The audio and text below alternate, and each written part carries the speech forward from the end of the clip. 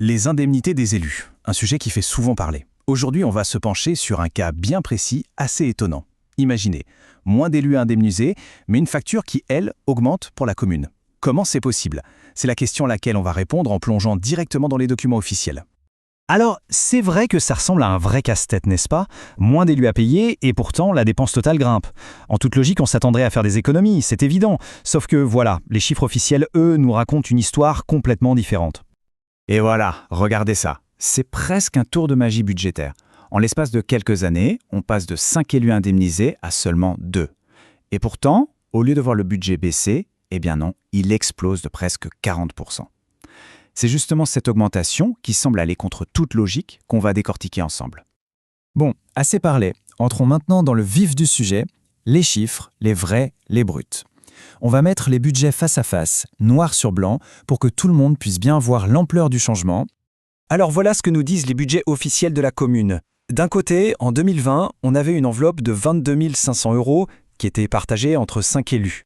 Et de l'autre, aujourd'hui, on a seulement 2 élus indemnisés, mais l'enveloppe, elle, est passée à près de 31 000 €. Le calcul est vite fait, beaucoup moins de monde à payer pour beaucoup plus d'argent au total. Et voilà le chiffre qui frappe, plus 38%. Je le répète, 38% d'augmentation. C'est énorme, surtout quand on se rappelle que le nombre d'élus concernés a été plus que divisé par 2. Alors non, ce n'est pas du tout une erreur de calcul, c'est le résultat d'un mécanisme légal bien particulier. Alors comment une telle chose est-elle possible d'un point de vue légal?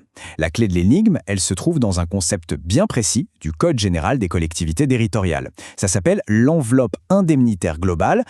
L'enveloppe indemnitaire globale, qu'est-ce que c'est exactement?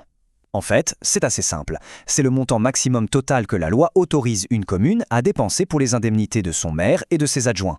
C'est un plafond, une limite à ne pas dépasser. Et c'est le conseil municipal qui décide ensuite comment cet argent est réparti entre les élus concernés.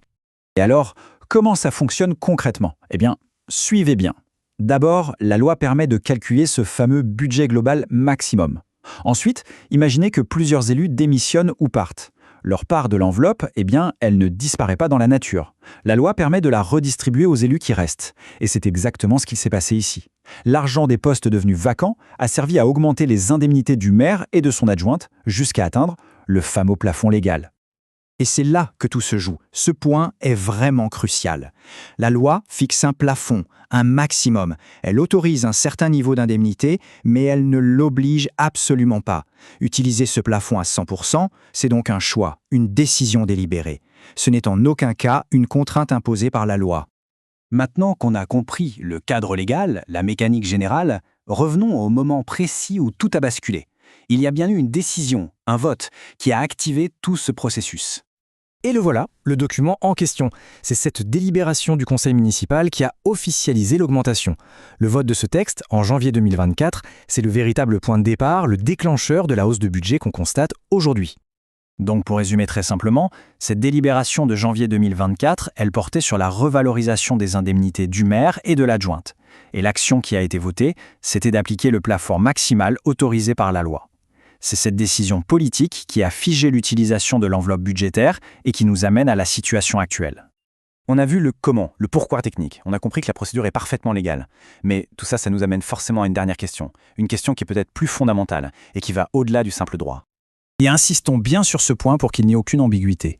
D'un point de vue purement réglementaire, la démarche est en totale conformité avec le Code général des collectivités territoriales. Il n'y a rien d'illégal là-dedans. Mais un contexte, et ce contexte est important. Pendant que ce budget des indemnités augmentait de 38%, celui des investissements de la commune, lui, s'est littéralement effondré. On l'a quasiment divisé par 3 en seulement 2 ans. On est passé de presque 1 million d'euros à peine plus de 300 000. Et c'est cette divergence, ces deux courbes qui vont dans des sens opposés, qui amènent la question finale. Alors face à ces chiffres, cette situation, la question se pose assez naturellement et on vous la laisse. Une décision qui est parfaitement légale est-elle forcément et en toutes circonstances une décision morale ?